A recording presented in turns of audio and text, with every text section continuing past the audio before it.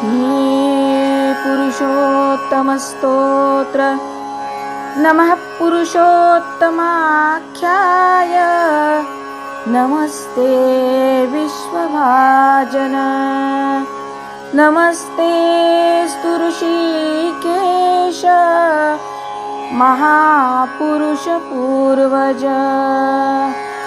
येनेदमखिलं जातं यत्र सर्वं प्रतिष्ठितं लयमेष्यति यत्र तत् तं प्रपन्नोऽस्मि केशवम् परेशः परमानन्द परात् परतः प्रभो चिद्रूपश्चित्परिज्ञेयो समे कृष्णा प्रसीदतु कृष्णं कमलपत्राक्षं रामं रघुकुलोद्भवम् नृसिंहं वामनं विष्णुं स्मरन् याति परां गतिम्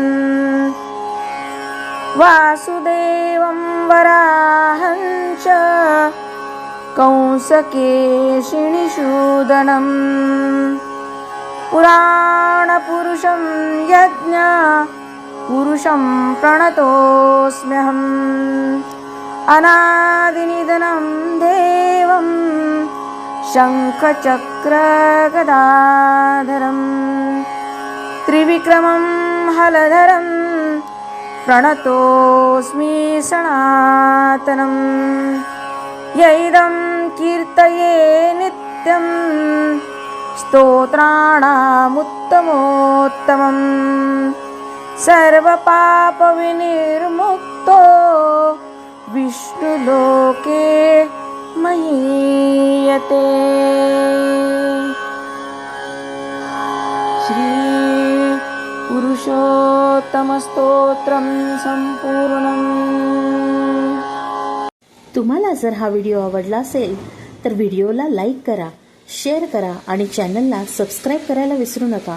श्री स्वामी समर्थ। धन्यवाद।